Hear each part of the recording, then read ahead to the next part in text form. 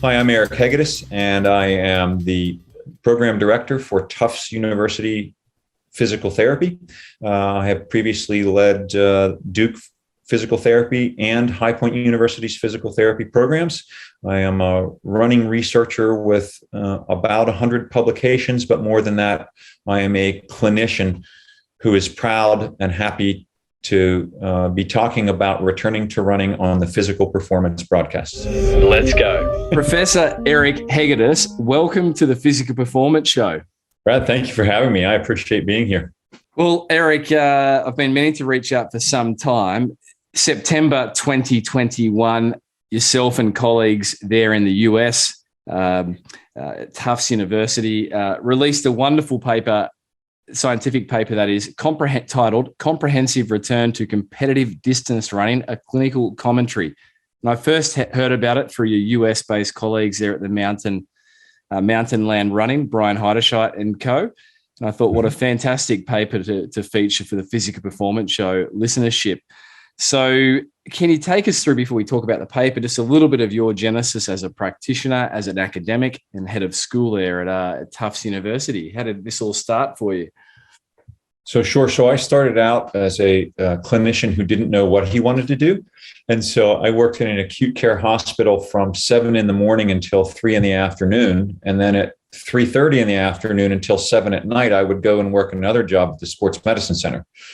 And so, I knew I loved physical therapy, but didn't know what I wanted to do. And I was really trying to not, because I was a college basketball athlete. So I was trying not to be that stereotypical jock that just sticks with what he knows. And I ended up right back where in the thing I love, all these years later, 30 some years later of seeing lots of athletes. And then when I was at High Point for about 10 years there, the majority of my clients were all distance athletes. And so this paper was sort of born of that passion for working with distance athletes, and also the seeing a gap in the standard of care.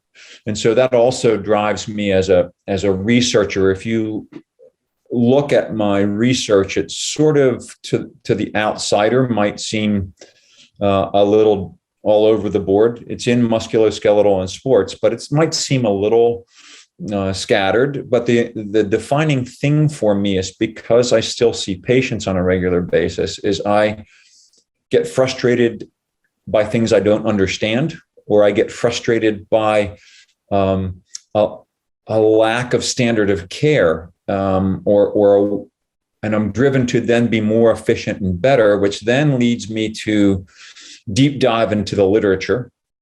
And I know you're similar because I saw your notes on my paper, which were excellent. So it leads me into a deep dive, and then it causes me to produce research, which is first of all sort of like a systematic review, because you've done it anyway by diving into the literature.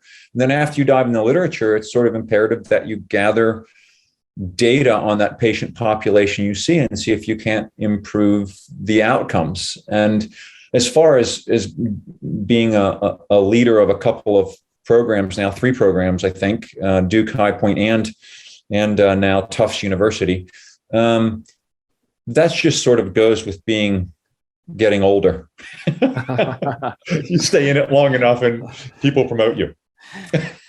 Well, I think you're very modest and humble, but one thing jumped out there is that you're driven to improve outcomes. And I think that's the nature of a clinician at heart. It is the driving force. There's got to be a better way to do this. As a practitioner of not quite as many years as yourself, Eric, you're a bit of a role model for me, I must say. I have been, one of the areas I've been most frustrated with in working often in endurance sports, triathlon running, distance running, is this very topic that you've explored with your colleagues, and that is returning to running post-injury. It seems like such a clinical dark art because, therapists A, B, C, D will all likely approach it differently. And it's times it feels like it's a bit of a, in quotes, dog's breakfast, what happens with this. So this is such a great 17-page document that is not a recipe. It's not a protocol, as you say. It's a guideline of things to think about to encourage athlete, practitioner, and coaches to give it a little bit more thought. And you've certainly added some flavor to my approach through this paper. So shall we explore it here, Eric? Before we do, though, just setting the scene, we all know running-related injuries are common.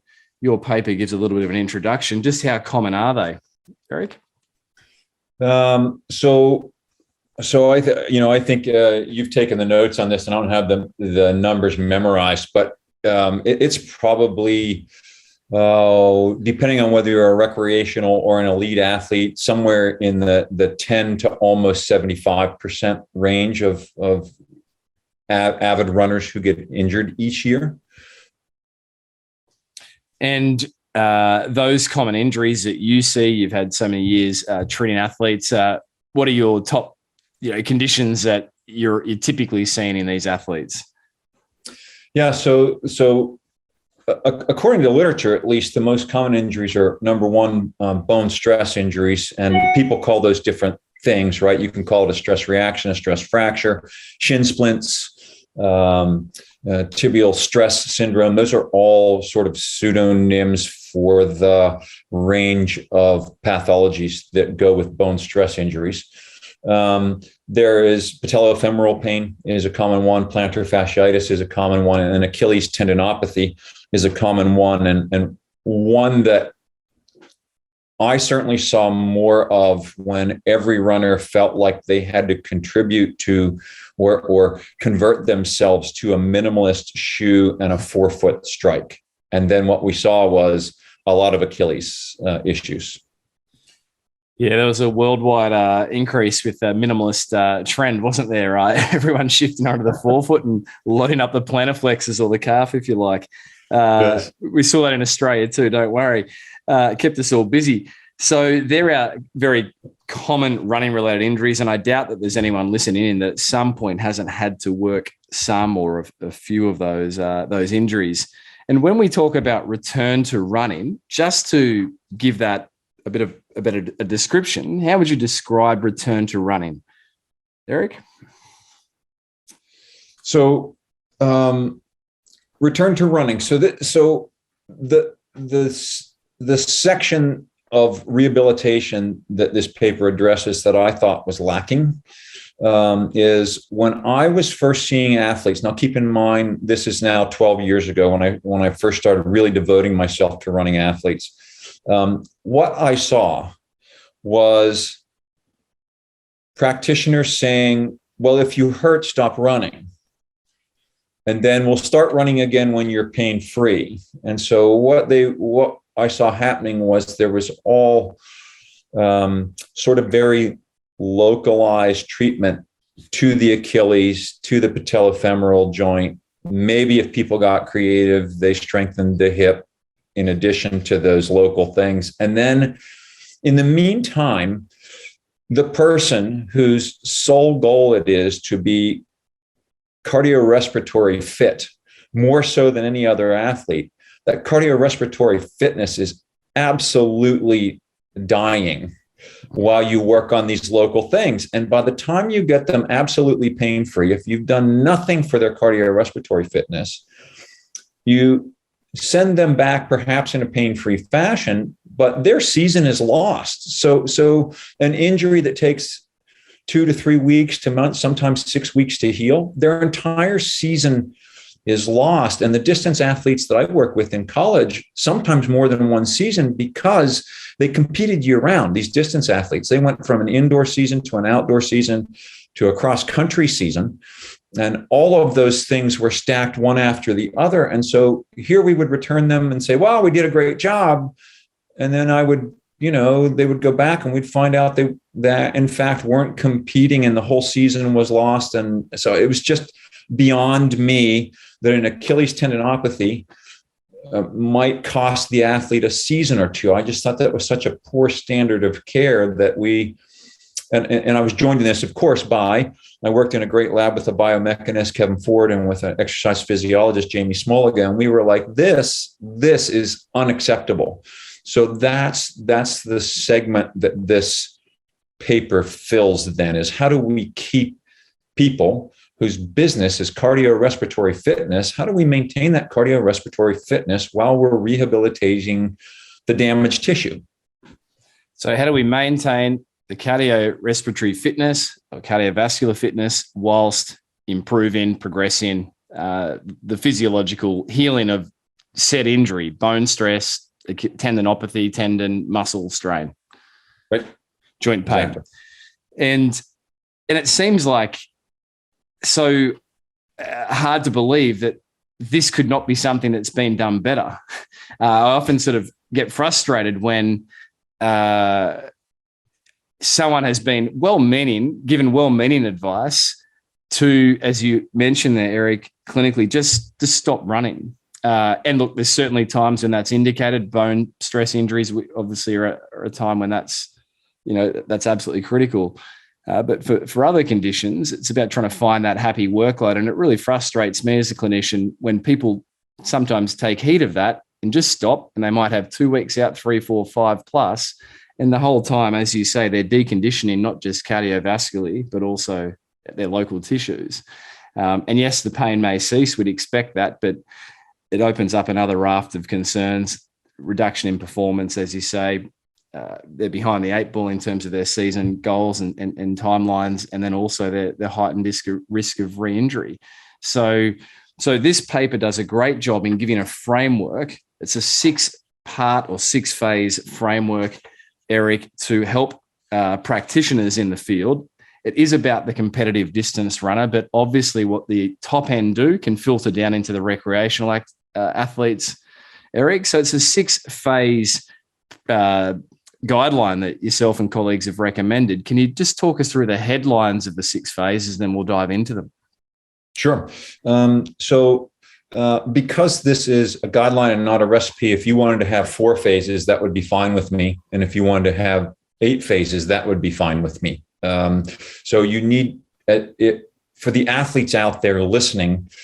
This is not something that you should take on by yourself. That's not the intent of this paper. The intent of this paper is to have you working with a professional like Brad or a group of professionals that help you through this. But the way we designed it was phase 1 was actually all cross training.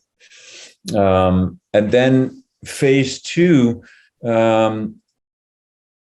less than 25%, but sometimes even less than 5% of your exercise training volume within a workout was actually running.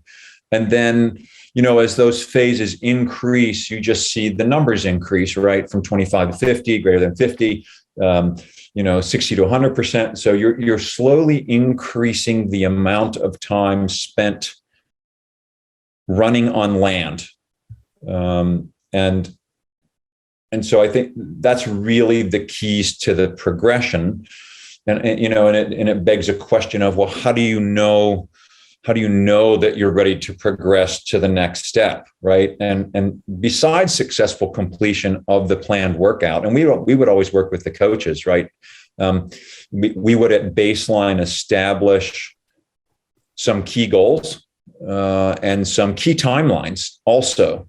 So if we knew conference was in X number of weeks, we worked back from conference competition. Or if we knew that a very important half marathon was coming up, we would work back from that and say, okay, you really need to be ready for full competition in 3.5 months.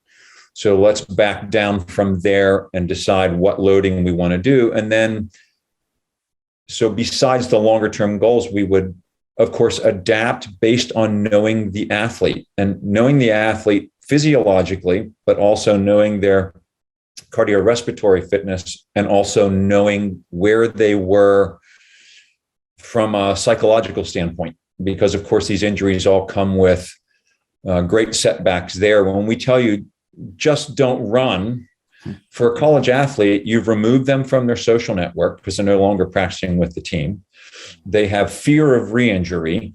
They start to doubt whether they can ever go back. And they also start to doubt whether, when they go back, whether they will be as good as they were, or will they perform miserably and let their teammates down. So there's a whole realm of psychosocial things too that we use to help progress people through this and find out where they are on the spectrum. And so that's what we would do. And of course, we would throw in some physical performance tests. We would throw in some cardiorespiratory testing along the way. All of those things we would use to judge, is this athlete ready for the next step? And then as physios, there's some basic things that we look at, right? What is your pain level?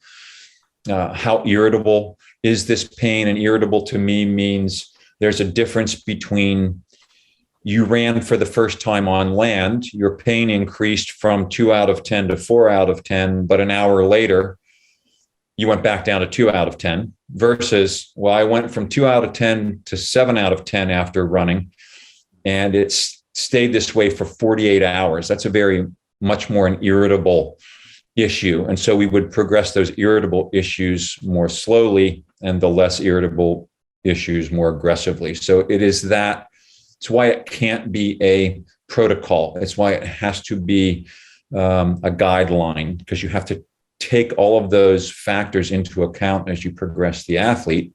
And that means you need a professional to help you do it. It is not something you should embark on the athlete as your own. And I would argue, nor should you embark on it as a PT alone, nor should you embark on it as a coach alone. There should be some great communication so everybody is talking about these things.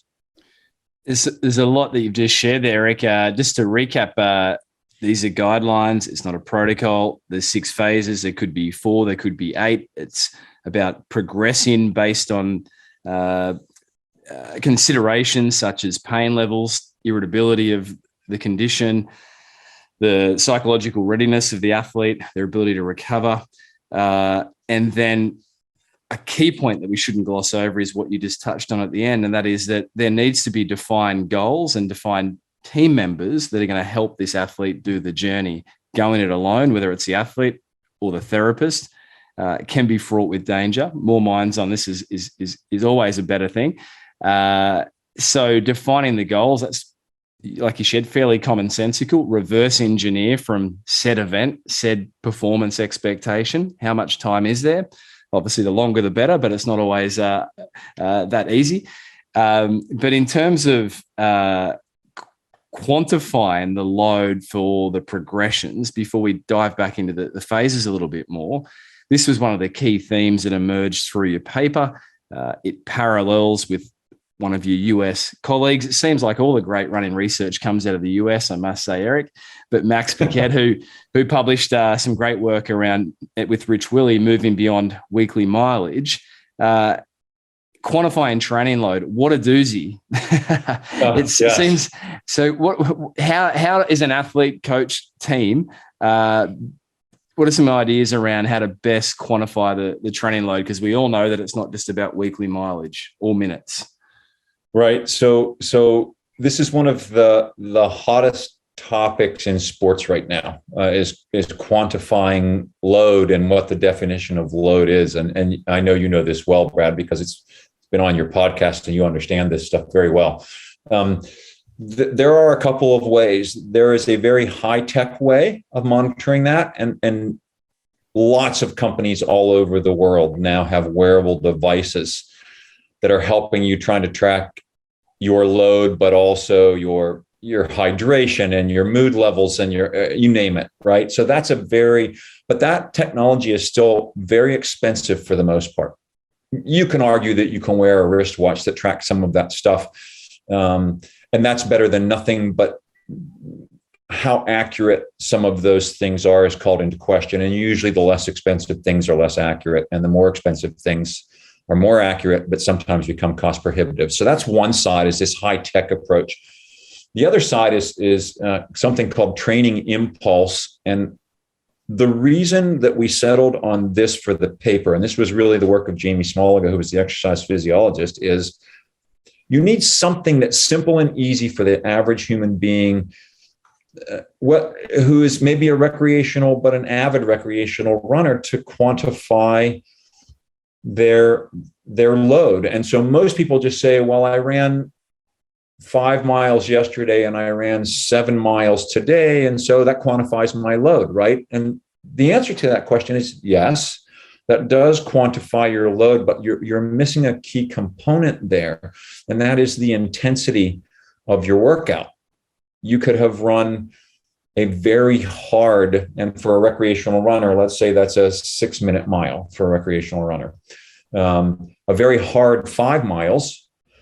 And then you can turn around the next day and run the same 5 miles and run it at a 10-minute mile pace, which is much easier for you. And those are not the same load.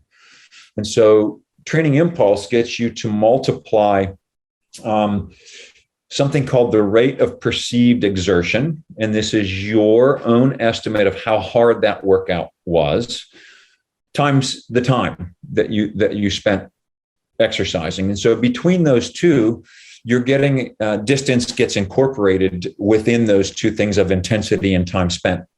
And it also is an adaptable measure. Not only is it easy, but it's adaptable. It's adaptable because as you sometimes we're guilty of overtraining, right? We've been pushing it too hard. We haven't been sleeping well. Our eating's been off. Likely you will rate a workout under those conditions as far more intense than you would the same workout if you were well rested, eating well, and less stressed, right? So within that TRIMP is that self-rating of perceived exertion is a very important thing. But again, the formula itself is easy. It is your rate of perceived exertion on a 0 to 10 scale, really 1 to 10 scale. 10 is the most difficult, times the amount of time that you spent working out. And the other thing is that does is when you're doing stage 1, let's say, and you're cross training, that same measure of load works in cross training, where you look at time and difficulty of the workout. So it encaptures some of the efforts to, like we said, not let an athlete that's injured, a running athlete that's injured, fitness fall away to nothing just by stopping it. It also allows for some quantification of work being done in that cross-training period, which is so key to the recovery journey. And as an example there, just to simplify it, let's say, Eric, you ran for 40 minutes today, and it was a fairly casual run, chatting to colleagues on a lunch break, a 5 out of 10 for rating of perceived exertion, 5 by 40 minutes, that's 200 units of work under the training impulse, correct? Correct. And we've seen, it's certainly been nice to see training platforms, software, even the likes of, say, Strava, which we all know has some limitations, and there's Strava-related injuries and Strava-noia. But one of the nice updates to the program that I've noticed is, there's now a section for private notes where you can rate your rating of perceived exertion. And, so I think generally, I'm not sure if you'd agree, there seems to be a rising awareness that it's not just mileage. It's not just, how many miles or kilometers did you run this week? Yes. And I started a new hashtag with my son and my daughter-in-law, hashtag don't Strava me, because I exercise now for the pure enjoyment of it. I'm not competing anymore. They still are. They're doing half Ironmans and other sorts of triathlons, right? And so they're always Stravaing, and I just said, "Don't Strava me." Oh gosh, it's a whole new language and world, but there's lots of upsides here. So we've got the goal set. We understand about trying to quantify training load for this progression through the phases. Coming back to phase 1 here, Eric, return to participation. There's 2, I guess, overarching umbrellas here: return to participating and then return to sport, which is, as it suggests, more performance related.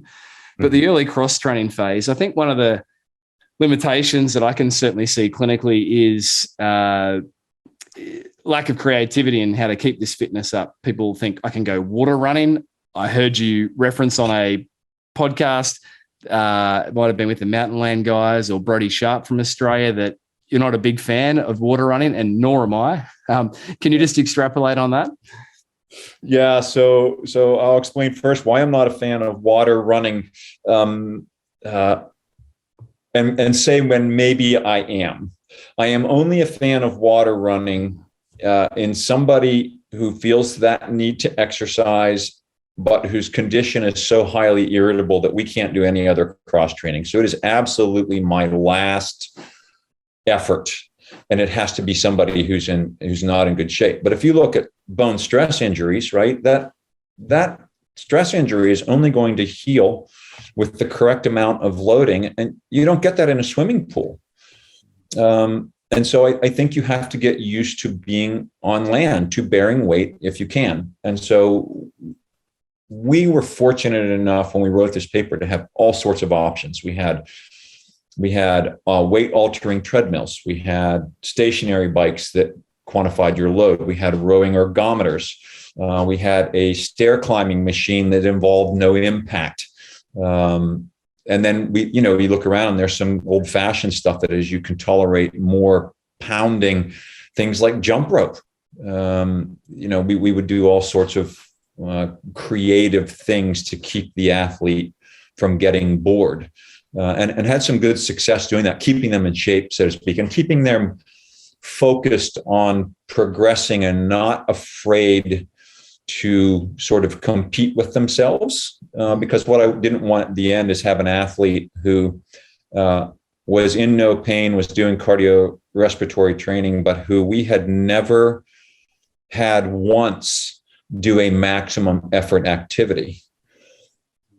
So that's an important thing with this cardiorespiratory training and testing. If you're gonna cross train at some point in there, you need to tell them to go hard. You need to say, hey, look, you're gonna bike 40 kilometers today.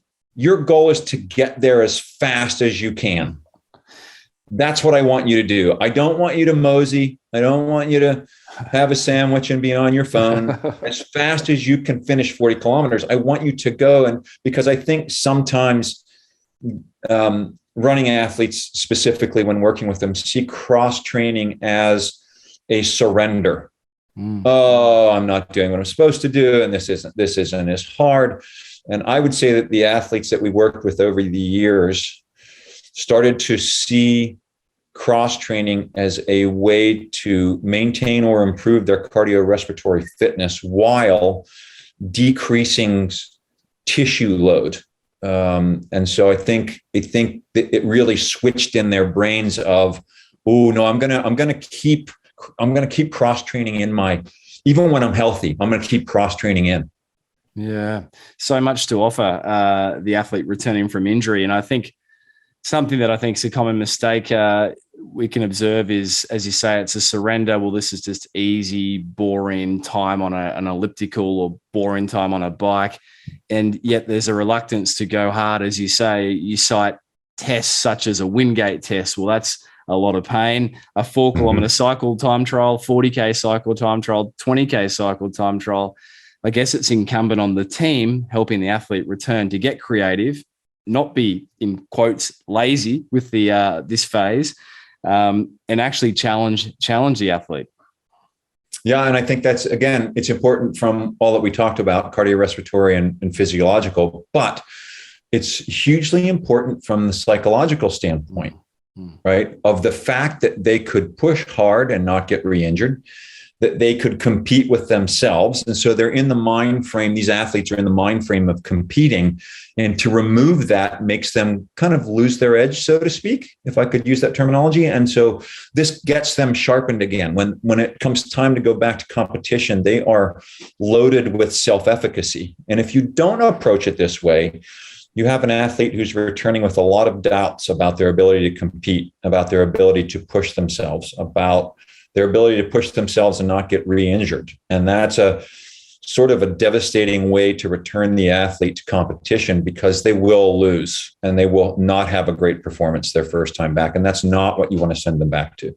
Yeah, that psychological readiness, which is such a big part of this commentary, Eric, is so important. Just on this cross-training topic, so we're not yet having an athlete run per se, either reduced body weight, anti-gravity treadmills, etc., or over ground here. This is pure cross-training. One of the things I liked is some of the schematics in the paper that come up with some creative ideas about multimodal training sessions. It doesn't just have to be a bike session. It can be a bike, potentially skip in, treadmill, rowing ergometer. There's a whole bunch of different things you could throw into a workout, which if the athlete has access to some of these bits of equipment, what a great idea. Yeah, and this is Jamie Smoliga's. He's the exercise physiologist on the paper, but this is his creation. And in addition to being creative with the modality that you're using, treadmill versus stationary bike versus rowing ergometer, he was also very creative in mixing up moderate intensity, high intensity, low intensity, and sometimes within the same workout, where you would go hard on the rower, have a moderate workout on the stair climber, and then go back to the cycle and have an easy period, and then right back to intense. And we were fortunate enough to get to experiment, if you will, not a true experimentation in a scientific sense, but we got an athlete who was a stellar high school runner, but the volume of training that she was doing didn't work for her body. So let me just say that again. The volume of training she was doing didn't work for her body. And at that point, 12 years ago, people were saying, well, if you don't run 90 miles a week, then you can't compete. You're not going to be a fit runner, because some Olympic athlete did that, and people are not realizing that that's a rare bird. The Olympic athletes are rare people. Not everybody can run 90 miles a week and not break. So every time she got over a training load of 70 miles a week, she would break. She would get a bone stress injury. She would have tendinopathy. Her knee would start hurting. Her hip would start hurting. Her low back would start hurting. It was always something. And so what happened was the coach said, it's 3 years now, we've gotten little to nothing out of her. You guys get her. And so I would work on her sort of conventional musculoskeletal rehab, and Jamie Smoliga would take her and put her through these very creative workouts. And she never ran more over ground than 35 miles in a week. And we used all of these other creative ways to train her. And then her senior year, she competed, she PR'd several times, and she won a conference championship, all on 35 miles a week, because her body enjoyed the 35 miles a week, but broke as she got to higher mileages. So that's where this sort of very creative, let's use all of these modalities, let's vary the intensities, let's build the base without building the mileage, right? Let's build that cardiorespiratory fitness. And so Jamie gets all the credit for that. What a fun thing for us to do together, and really was the beginning of the genesis of this paper of, oh my God, this worked. And this worked to the extreme. This is someone who's PRing on a fairly regular basis. Wow, there must be something to this. And that's what started our deep dive. What a great case study there, Eric. So let's not forget, with cross-training endeavors, it doesn't have to stay to one modality, and it doesn't have to stay within that session to one intensity. It can be high intensity, moderate, easy, high, moderate. You can get creative. So have some fun with it and challenge the athlete. Phase 2, 3, as you said, there can be as many phases as you like, but phase 2 and 3, still in this return to participation framework, if you like. It's not yet turning on competition. It's basically just increasing training volume within a workout from, as you said, initially less than 25% to somewhere between 30 to 50% of a workout being some level of running. But just to clarify here, Eric, these aren't yet overground running sessions. Is that right? If people have access to some of these technologies, such as anti-gravity treadmills, etc. Yeah, if they have access to things like that, then that's what you should be doing in the early phases, right? It's not full weight bearing, or in an athlete whose schedule was loaded and couldn't come into the lab to work on the reduced gravity treadmill. And this would drive them crazy at first, right? We would actually have them run for 60 seconds and begin it there. And they were like, God, that can't do any good. But again, we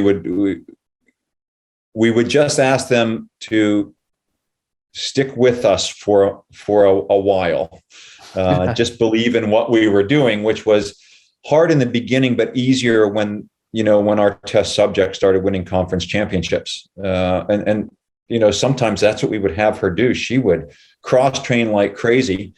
And then we would send her out and say, okay, we want you to run for 60 seconds. Now you can run as fast as you want to for the 60 seconds, but 60 seconds is your overland pounding workout for today. And I think, look, you could make an argument.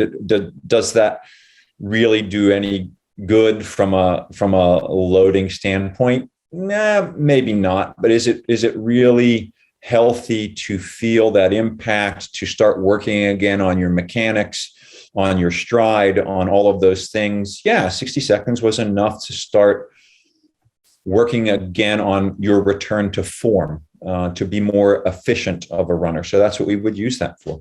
Return to form. I like that phrase. And for the athlete that doesn't have access to some of these technologies, any suggestions for that athlete? I know you're not a huge fan of walk-run protocols in all their applications, but any suggestions, Eric? Yeah. So I would qualify my statement in a competitive athlete. I'm not sure that I'm always a fan of walk-run. They won't buy into that. They will buy in more to a heavy cross-training workout, an intense one, than they will into a walk-run program.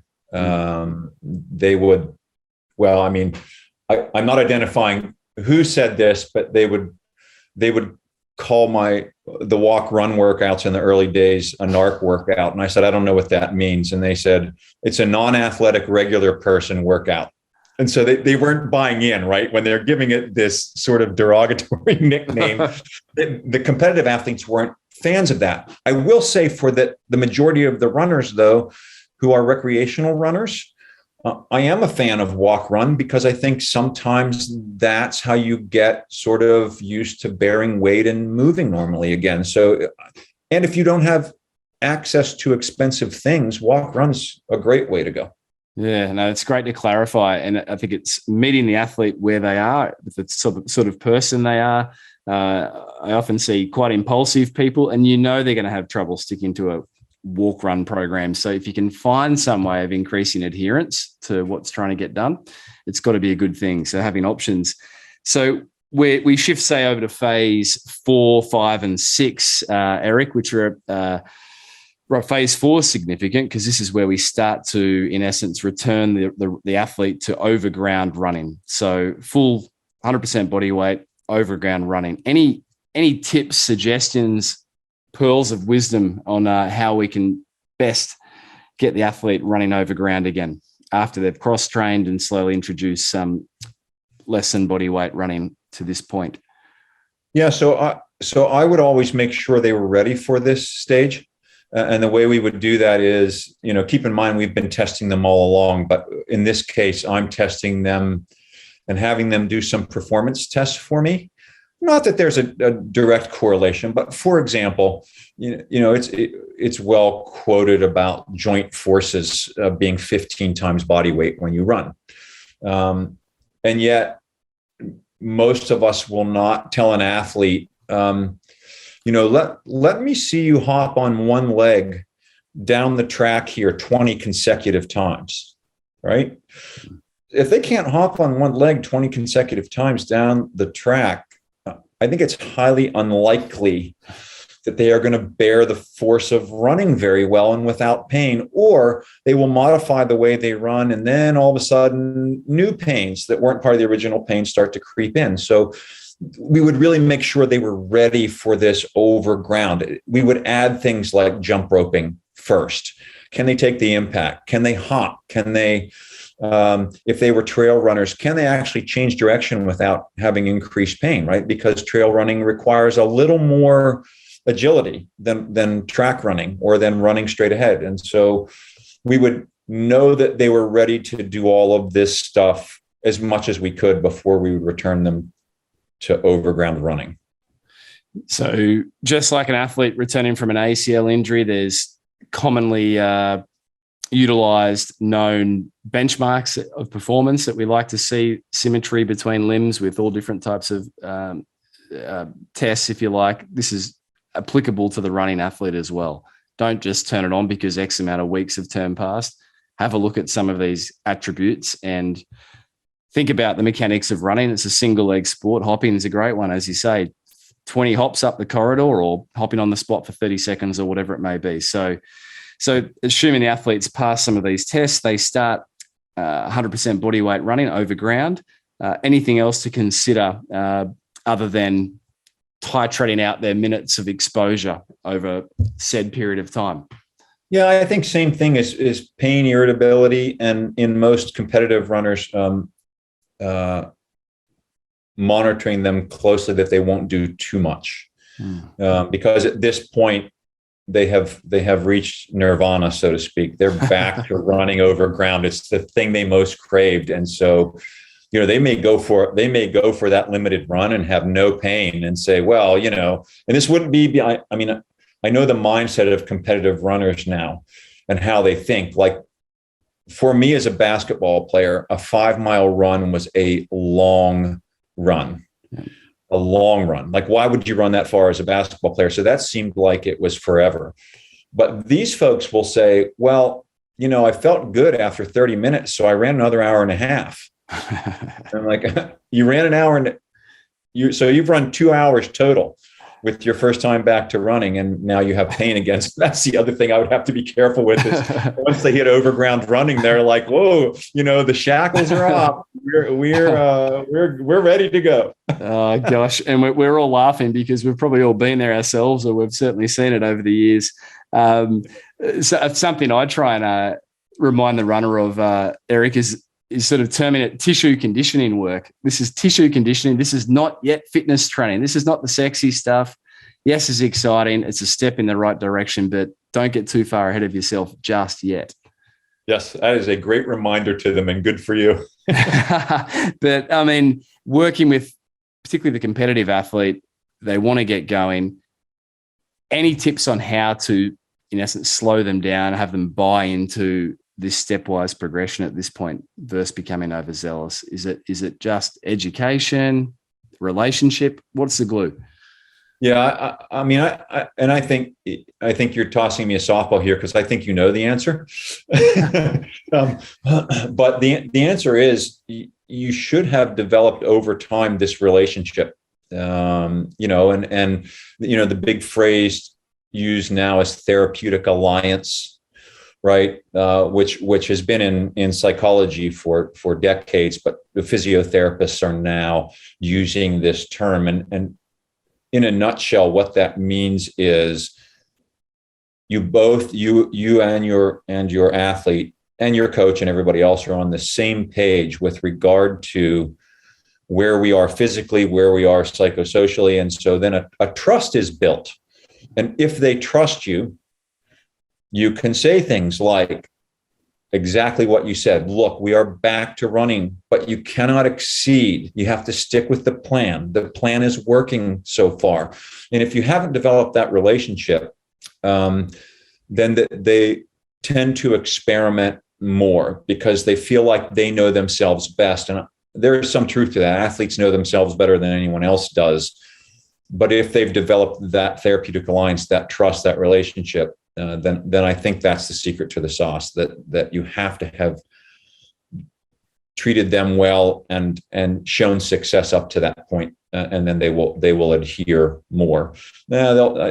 My impression of working with runners is they still, I know you said 35, but I thought maybe 45. You know what I mean? They'll still push the envelope a little, but if I can get them to be reasonable about pushing that envelope, I'm okay with that. I really am. I'm okay with a confidence interval around that 30 minutes, if you will. Maybe a little under if you were hurting, maybe a little more if you were feeling good, but the confidence interval should be limited. I find it's a little sneaky trick that I've adopted over the years is that confidence interval, that range. You can do this between this and this, knowing that they'll always choose that higher level, but they've got some buy-in, some say, right? Yes. In terms of adding in intensity running, this program, this show, Eric, has certainly highlighted this across different colleagues of yours, such as Stu Warden there in the US, who shared around the effect of intensity on the magnitude of bone loading and therefore the heightened risk of potential bone stress injury. It's something I've had to work through with multiple bone stress injuries in recent times, is really appreciating that even a slight increase in intensity changes the overall workload, as we've already discussed today. Tips that you can share around how to add intensity and ensure that things don't go south. Yeah, so that is always a tough one. Again, you've noted that. I mean, you who in your physiotherapy and exercise physiology brain know better. There's a very primal sort of lizard brain that likes to compete, and I think all you can do is, as much as possible, keep that athlete in the moment, keep them into body awareness, and the effect that their intensity is having on not only their symptoms, which are largely now disappearing by this phase, but also on their general health, happiness, muscle soreness, ability to sleep well, all of those things. I try to just keep them aware again of the big picture and away from a very natural thing with runners, which is, I did this workout in 5 minutes and 35 seconds last time. This time has to be 5:30 or better. I don't think you have to PR every time out. And I think I try to keep them away from that focus and onto the bigger picture. Gosh, that's so powerful. It doesn't have to be a PR every workout compared to what you did last time. There can't be linear progressions. There just can't be. There's going to become a finite point where that's no longer achievable. So I think that's such a great point, Eric. And then, you're right that if an athlete can complete workouts, obviously this is over a process of time, then they should be considering participation in competition again. Right. That's exactly right. And as you noted, big difference between participation, and that is, hey, I'm back with my team. Hooray, I'm back with my group that I run with. That's fantastic, because psychologically, that's a wonderful thing. That is not return to competition. Return to competition is a different animal. And there is still a way to go there to get to competition form. But again, I would argue, if I view this paper as a linear progression, and therefore I will have waited till they've returned to participation to start thinking about return to competition, I have already failed my athlete. I should be thinking about return to competition in phase 1 of this, where you are thinking, okay, what is their competition? What do they like to do? They're a middle distance runner. So I need to do short, intense bouts of cross training to mentally ready them for return to competition. You should be thinking about that from the get-go and not wait until the end. And I think I see that too much as people get very linear with their thinking here and are saying, well, okay, you've returned to participation now. You don't need to see me anymore.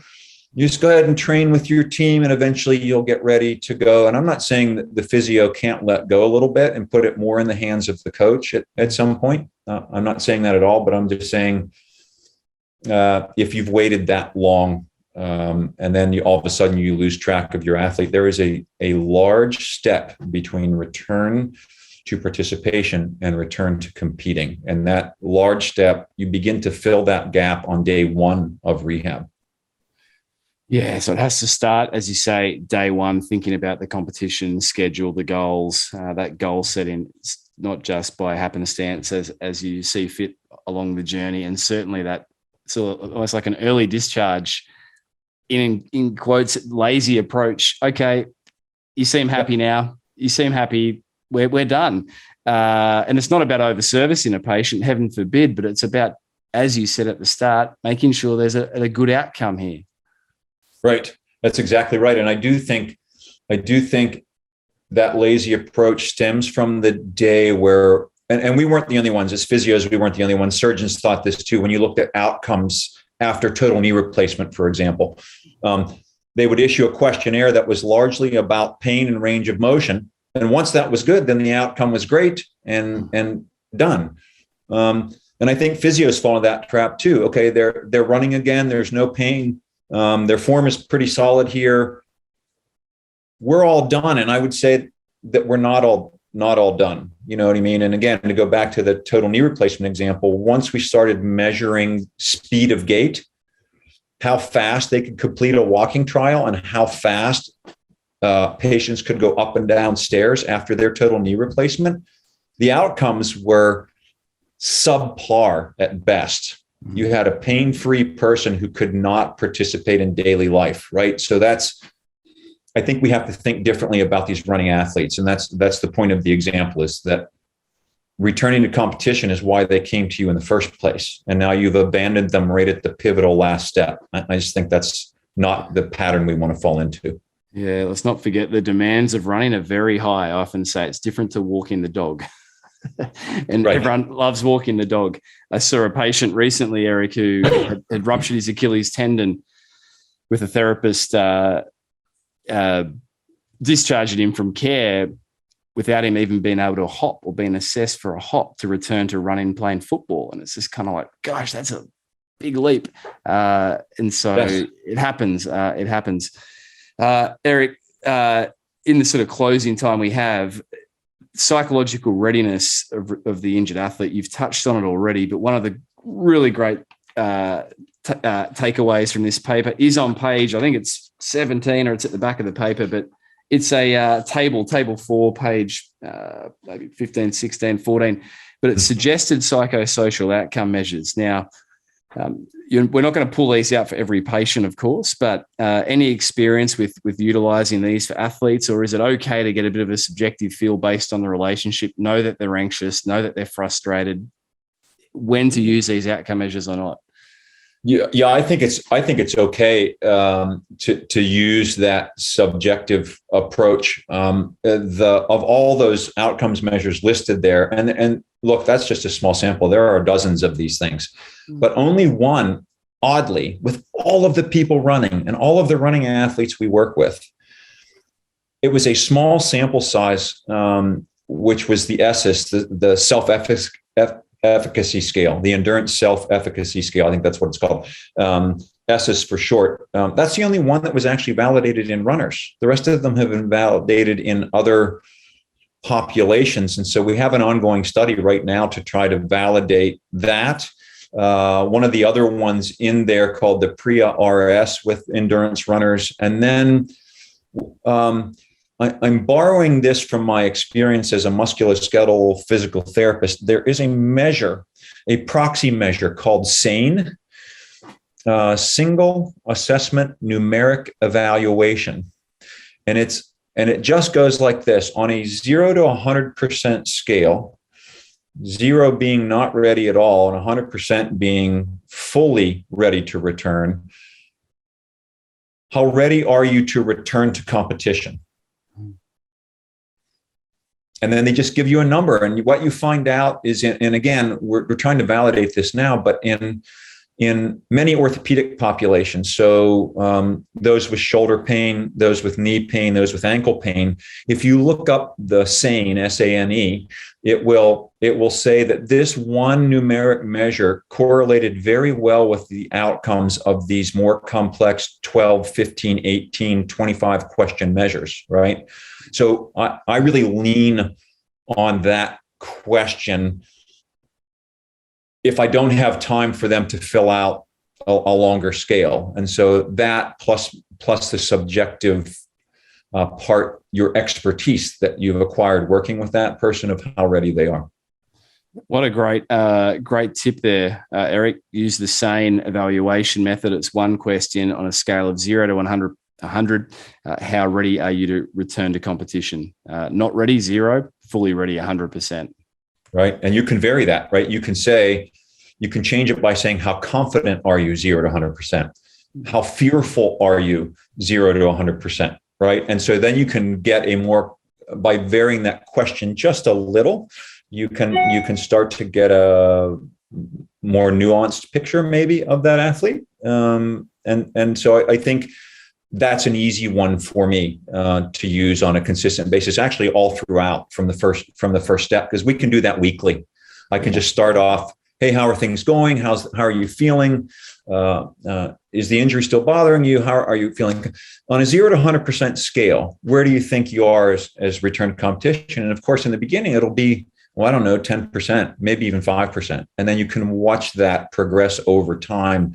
And I don't tell them what their previous score was, right? Because that institutes bias. I just let them each week re-rate from scratch. Yeah, just get that gut read, subjective, but it's insightful and some powerful numeric that you can work off. Tells you so much. Eric, every guest of the show gets issued 2 set questions, and we might keep the first one topic specific. So we're discussing return to running for the running-based athlete. If you could boil everything you've learned through your extensive clinical career, academic career contribution into one piece of advice to help the athlete return to running successfully, what would Professor Hegedus's single piece of advice be? Find a team that specializes in running and trust them. Find a team that specializes in running and trust them. Yeah, that, and I think, and no offense to the generalist physiotherapist, I get it, but runners have a unique sport that requires lots of suffering to get better. So they don't always pay attention to musculoskeletal suffering. They also are highly motivated. And if you've not dealt with the mindset of what it means to be a runner and to love that sport, you are not going to be as good at rehabilitating them as somebody who works with that population on a regular basis. And so I think you look for someone like yourself, like Brian Heiderscheit, who you mentioned before, that you say, these guys work with these sorts of athletes every day, and it's no different than a surgeon you would go to, right? Are you going to go to the person who does general surgery to have your ACL repaired, or are you going to the person that repairs 1,000 of them a year? Probably the person that repairs 1,000 of them a year. Yeah. Practical but powerful tip there, Eric. Every guest gets the challenge of issuing our listenership, Eric, with a physical challenge for the week. So what is Professor Hegedus's physical challenge going to be? Oh, okay. Oh, this is great. All right. So the physical challenge for the week is going to be 15 minutes of interval jump roping. 15 minutes of interval jump roping. So I think the key word there was interval, right? Right. So that would be, in that 15 minutes, an easy minute, a hard minute, an easy minute. Just alternate them. Easy, hard, easy, hard. For 15 minutes. And see what be ready for the muscle soreness. See what your Achilles and calf muscles feel like the next day. And certainly if you have Achilles tendinopathy, this isn't the challenge for you. Yeah. But just to clarify, easy is still skipping or jump roping? Yes. But still skipping. When you say go, hard, it's faster, right? Yeah, it's as hard as you feel like you can go. Yep, for 15 minutes. And if you take this challenge on, do report on your DOMS, delayed onset of muscle soreness, to Professor Eric over at Twitter at Hegedus, Hegedus 44 on Twitter. So let's bombard your account with our feedback. That would be great. But in all seriousness, Eric, thank you for your contribution to the show on this expert edition, but also the wider field of musculoskeletal medicine and sports. It's extensive and ongoing, so thank you. Yeah, what a fabulous show you're doing. Again, I told the others too, our research actually reaches relatively far fewer people than your podcast.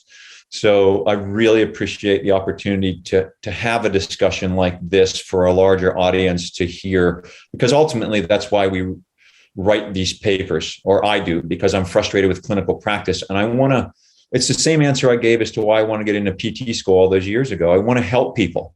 And so podcasts like this are helping people and helping us reach a greater number. So thank you so much for doing this. Don't underestimate your contribution to the health of the world. It's really important stuff you're doing. Thank you, Eric. It makes the late evenings worthwhile with US time zone connections. but Eric, thank you very much. And we look forward to a return visit sometime on the show. That'd be fantastic. We'll talk about construct-based exercise prescription for physios next time. All right. I'm putting that on the list. Thank you, Eric. All right. Good talking with you.